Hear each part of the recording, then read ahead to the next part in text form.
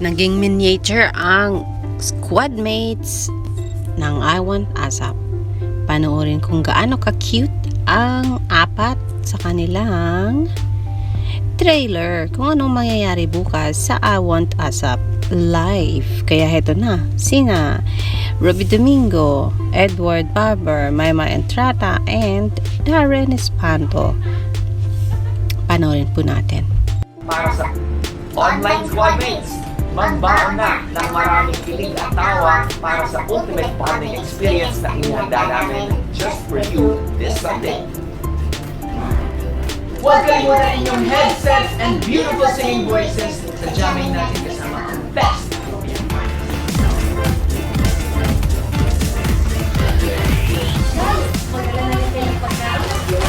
Dahil nalitan ang iskahan with your favorite celebrities.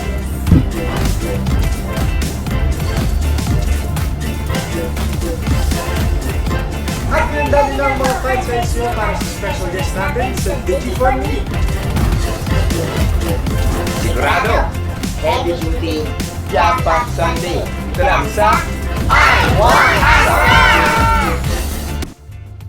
So, ganyan po ka-cute ang mga katawan nila at ang lalaki ng mga ulo nila. Naku, sino kayang nakapag-isip ng theme na ito at ang cute-cute ng dating ng squad mates. But then yes, update about Mamay, gumawa siya ng napaka-cute na TikTok and I want to share this with you guys. Kung hindi mo pa ito napanood, sa TikTok man, sa Twitter, o sa YouTube. Here she is. Okay, so di ko alam kung ako lang ba. Kaya ako gusto may kotse yung jowa ko in the future. Kasi para pag nag-away kami, sasabihin niya, "Babe, what the hell is your problem?" Tapos sasabihin ko naman, "Stop the car." I said, "Stop the car." Siyempre, di mo naman pwede gawin sa MRT. Ang cute po ng pag-change niya ng mood, ng change ng facial expression, and actress na actress ang dating. Sana ganyan yung mga facial expressions niya sa darating niya na mga acting projects, just like click, like, and share, and sa kanyang teleserye. Congratulations, my job well done ka dyan sa TikTok mo. And yes mga ka-Mayward, wag daw po kaligtaan habang manonood kayo bukas ng I Want ASAP Live.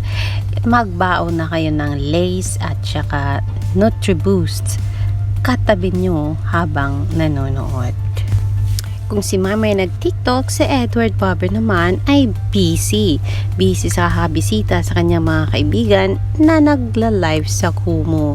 Kaya kung ano-ano ang ginawa ni Eduardo. Eto at panoorin nyo ang kakyutan ng isang Edward Barber.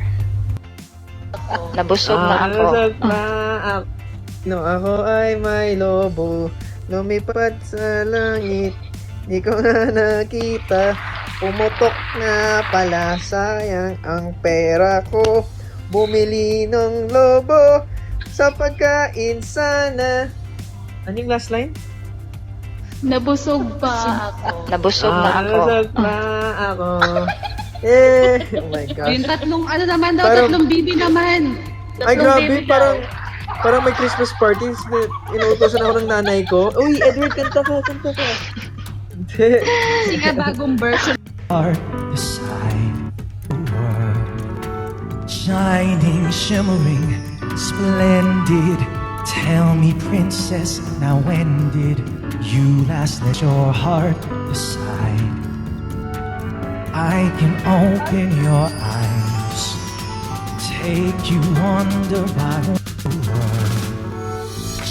So, yan lang naman po ang ginawang kakingkuyan ni Edward Barber kahapon ng gabi. Kaya okay lang yan na Eduardo, as long as you are happy and nakikita naming masaya ka at tagus sa puso ang saya mo, masaya na rin kami.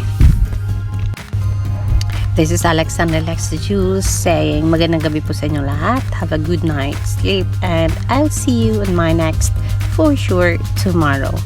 Bye and good night everyone.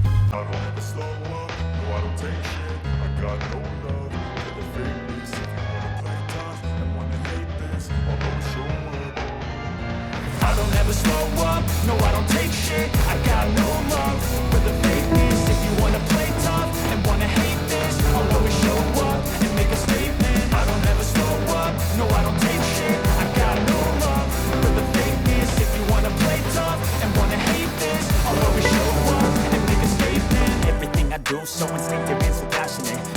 I move so descriptive like an adjective. I got a vendetta against people who patented being negative when you should be getting after it.